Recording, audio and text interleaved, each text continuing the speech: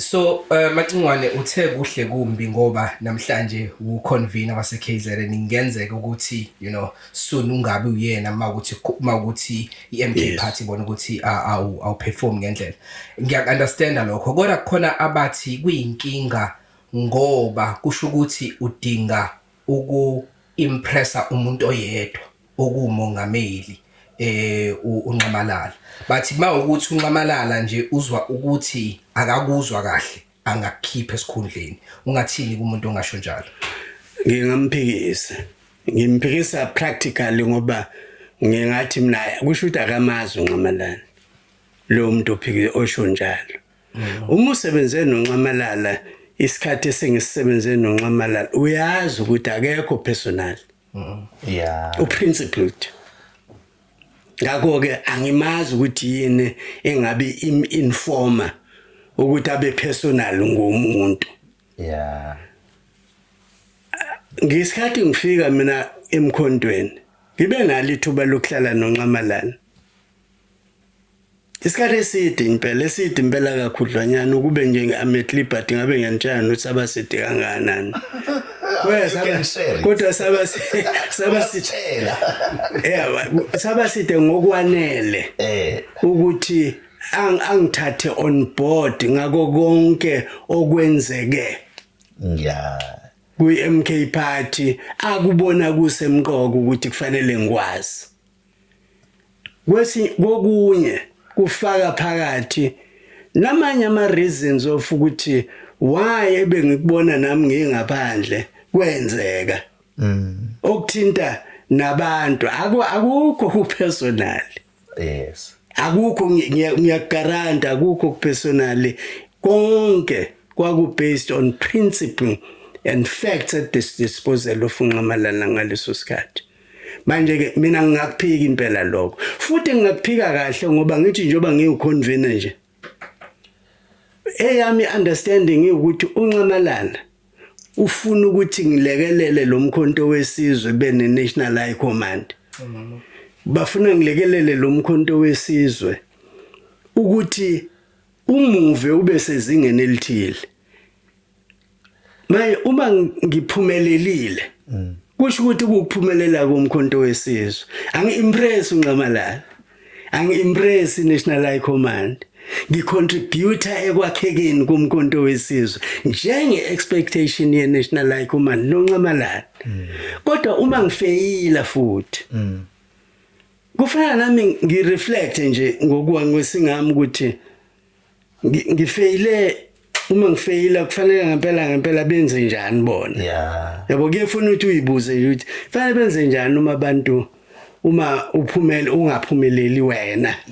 Emsebenzini okade ulindeleke ukuthi uphumelele kuwona. Of course kuyipolitiki zikhona ke nezinto ezikhona on the ground. Ezingenziwa na abanye ukuthi ungaphumeleli. Kodwa uma bephumelela ukukwenza ukuthi ungaphumeleli kusho ukuthi vele bekufanele beungeke uphumelele. Kusho ukuthi kufanele ukuthi ngempela na ubuye ukwamukele nje ukuthi hayi ake ngishenxe ngidedele abanye. Now based on le segment esikuyona ke Macingwane. Asike sithi nje ukuba current ngayo iMK ngoba sesizoyigoqa interview sihlonipha isikhathi sakho siyawazi ukuthi maningi ama commitment osuku. Masikhuluma nge-current period kuningi okwenzakalayo kwi-MK.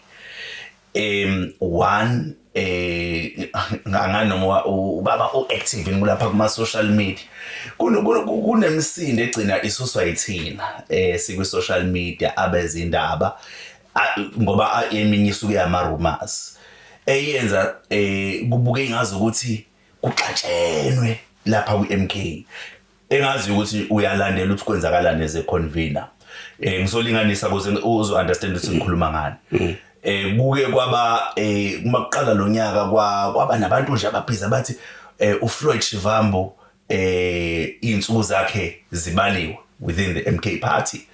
And then recently kwaba nokubuka ingazi ukuthi kunokushayisana okukhona between Floyd and uDuduzile Zuma Sebhudla kwathi kusenjalo futhi kwaba nokudideka kwabantu ngespeech sika deputy president eParliament responda kwisona. Now zonke lezi zinto kuthina zisenza sigcine sicabanga ukuthi ngabe lo wamsindo awenziwa yini ukuthi iMK is not organized. So i-question yami ithi lo msindo esubona wenzeka or confirmed or unconfirmed awenziwa yini ukuthi ayikakazi establishes an organized political party but it's a mass movement. Ake sithathe nje ngokuthi I'm not going to be specific kulezo indaba ngoba ngithi nama ngizazi kahle. Yes, ngakhona ngisho ukuthi unginikeza nje ama-rumors. Yeah. Kodwa ngingamangala uma ngabe kungakhona inhlangano engaclaima ukuthi ayinazo izinto ezizinkinga ngaphakathi. Ngoba phela kuhlangene abantu abanembono eyahlukene. Izoba khona ke leyo mbono eyahlukene. The question is how do you manage it? Manje ke mina ngizothi uma ngabe kuyiqiniso konke lokhu esikufunda e-social media ngesimo ngokukhulumeka okukhulumeke okuthiwa kwakhulunywa uCommander uDuduzile ku Floyd noma ngo Floyd uSG uma kuyiqiniso ngizothi mina kodwa phela ngithi umongameli ukhendlishe kanjani khendlishe ngokuthi ku resolve that's the objective, that's an objective action on the part of president. Yes. Ngoba kufanele ku resolvekile kodwa ngiyazi futhi ukuthi uma ngabe kuxoxwa na ku National High Command asayoba khona ama processes ukuthi kuze kufikwe lapha nje kwenze njani ngoba upresident uZuma uyayazi process yokuthi uma ke kwakhona izinto eziyimpikiswano afuneki isale ilenga funeka ikhulumeke zize ziyofika esiphethweni. Thina ke singalindela leso siphetho ukuthi sikhona yini esitshelwa thina officially by the MK party. Kodwa mayelana nje nenhlangano ukuthi iyazakha noma mass movement, there will be tensions. There will be tensions. Fanele wa expect. Ngoba noma ku-appointwa abantu, it's not like everybody will agree with those appointed. Yes. It's not like that. Kodwa how we handle into yokuthi izwi labantu lizwakale khona into esiyibiza ngokuthi principle of democratic centralism. I-principle of democratic centralism ithi sonke si-accepta osekubekwe etafuleni i-national leadership. Kodwa iphinde futhi yona i-principle of democratic centralism ithi but abantu abanye banalo ilungelo lokuraise imbono and abasemagunyeni bane obligation yokuyilalela leyo mbono bayihlaziye objectively. Angithi yabona ke kwenza ukuthi i-organization izoba nama decisions ewathathayo kuye ngokuthi afika kanjani emiqondweni nasenhlizweni zabantu. Uma kukhona isidingo sokushintsha kwamanye ama positions ngenxa yokuthatha into account okushiwa abantu kuyokwenziwa nalokho. But enye yezinto mina engithanda nje ukuthi ngingayihloniphi kahle kodwa ikhona eyokuthi bese kuba khona isentiment sengathi abantu abafike emkhontweni bafike ngoba bene agenda ehlukile kuleyo mkhonto. That's the sentiment ke mina that I get worried about ngoba ayikho right. Yes. Futhi ngiyibone nje ngathi undermine uCommander president ne National High Command. Yes. Waphela ukuze uWillis abe uconvener akuyena nje upresident othatha leso sinqumo individually. Okay. Sithathwa leso sinqumo consultatively. Upresident uwumlomo we National High Command. Okay. Wokukhipha isinqumo esingujuqu. Okay. Kodwa i-consultation happens. Okay. Ngeke futhi no Floyd Shivambu abe uSG engazange axoxe i-National High Command ivumelane ukuthi unayo capacity yokuba uSG. Sekubukwe yonke into kwabukwa nabo bonke abanye kwabukwa neexperience, because remember omunye kimina wakhuluma kahle kabi ngimlalele nje ethi yabona lento iyangicasula mina Macingwane. Uyazi ukuthi abanye ngibatshele mina ukuthi bathi akenze njani umongameli. Umongameli ufana no coach babememeza kama club amabhola ni angifuni ukuwa advertise la. Mawu Kaizer Chiefs ngai advertise. Ngazile ukuthi kuzosuka umsindo. Manje ngiyabona wathi ufana no coach we club yebhola obuka ispan sakhe. Obuka i-team yakhe ukuthi kule team yami. Yes. Nginayo yini i-left wing, nginayo yini right wing, nginayo yini center forward ezokwazi ukwenza yonke lento engifuna ukuthi yenze. Uma ngingenayo konje ngingayilandaphi bese ke yahamba eyokweshela. Yes.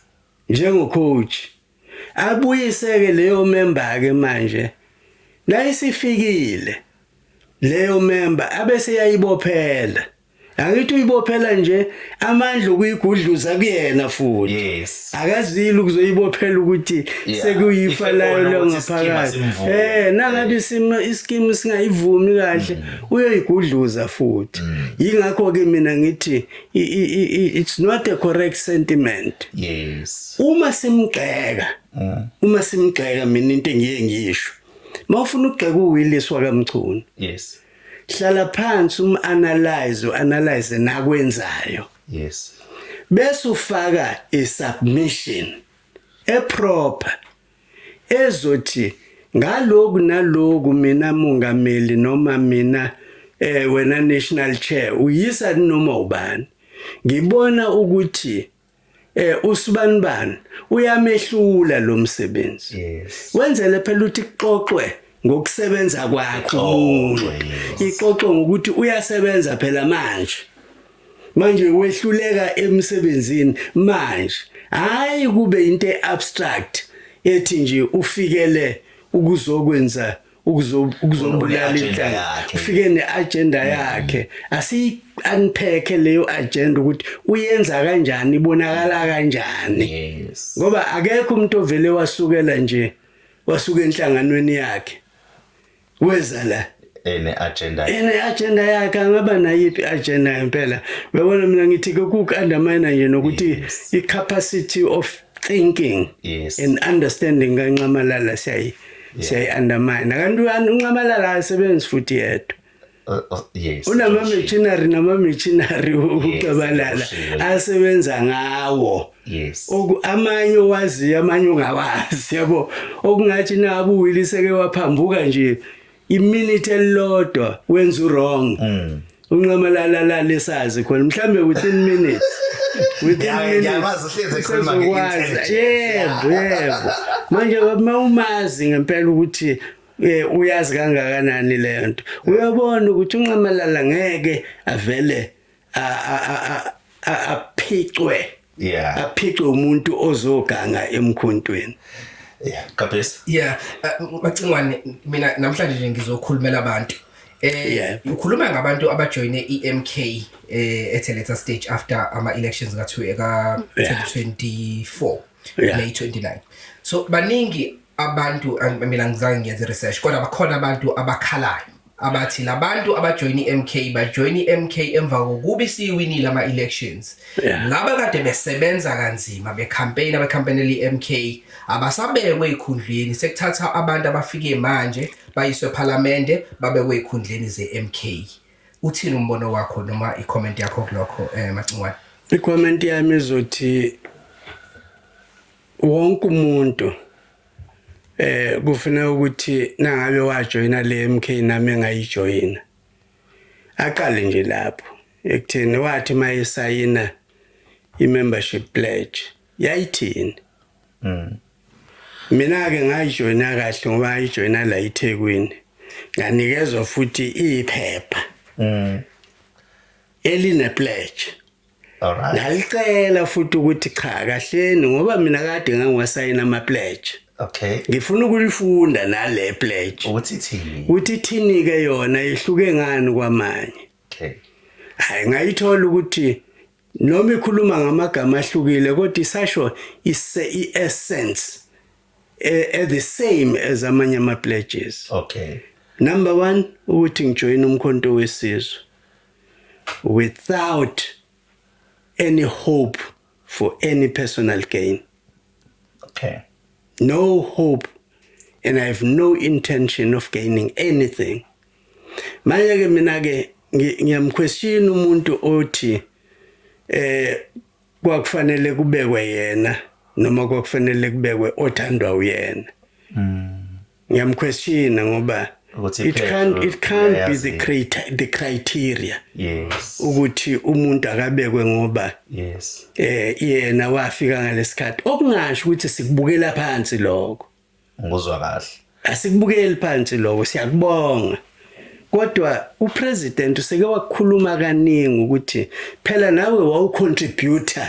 Yes. Ekwakhiweni komkhonto ukuze kwenzeke lento esifuna ukuthi yenzeke. Hayi kodwa ucontributela ukuthi ukuze ukwazi ukuthola umuntu ozothandwa wena abe kuyiposition noma wena qobe ube kuyiposition. Yabona ziyaphambana lezi zinto. Kusho ukuthi ke akufanele ukube khona i-sentiment nje ethi ngenxa yokuthi mina ngacontribute kangaka therefore I qualify. Yes. Ukuthi ngibe nezwi elikhulu noma ngibe kuleyo position. Shouldn't be. Ukwehla nje kumcabango wepolitiki lokho okusibeka kulelo zinga ngoba njoba ngishilo umkhonto wesizwe kufanele siudedele ube nabantu abazolekelela. Yes. Ukuthi wakheke ikhadi ayifani. Yes. Isikhathi se-mass mobilization nesikhathi sokwakha ama-constitutional structures zehlukile le khadi. Yes. Futhi ke mina ngithi ngubufakazi obusemqoka ngoba uma upresident ethi kumina angilekelele wayichaza leyo nto ukuthi cha isizathu mfowethu sokuthi ngicela ukuthi ulekelele kule msebenzi wokuconvene yingoba une-experience yokuba uconvene. Awuqali la ukuba uconvene. Khumbula-ke nangixoxa umlando wokwakha ama-unions ngixoxa umlando engekho ama-unions eqalwa phansi Ngizwa kahle akhiwa. Yes. Khumbula futhi ukuthi ngo-1990 noma ngingaxoxanga ngoba asingenanga. Yes. No-1990 nabe kwakhiwa u-African National Congress. Nami ngikhonjwa ukuthi angiyoqala enye region la KwaZulu Natal. Enye iqalwa uHarry Gwala ngapha, enye iqalwa uTerrell Kota njengoconvener. Enye iqalwa yimi njengoconvener. Manje angithi Macingwane kwakuyini region yayibizwa ngithiwa iNorthern Natal. Northern Natal. Yeah, the most difficult one. Yile region eyayifaka kusukela ngale kothukela. Kusukela eMandeni uziyoshaya eMangusi. Kudle nje ubombo lwaseSwazini kudlulwa nje ngapha. Yonke leyo ndawo ufaka oShowe, ufaka oMpangeni, ufaka uMtubatuba oPhongolo. Zonke lezo indawo zayingena kuleyo region. Manje ke akuyona ke experience yokuqala ukulekelela. Akuyona experience yokuqala ukulekelela ukwakhiwa. Ufuna leyo experience kunxamalala, hayi ukuthi ufuna uWillis ngoba emthanda.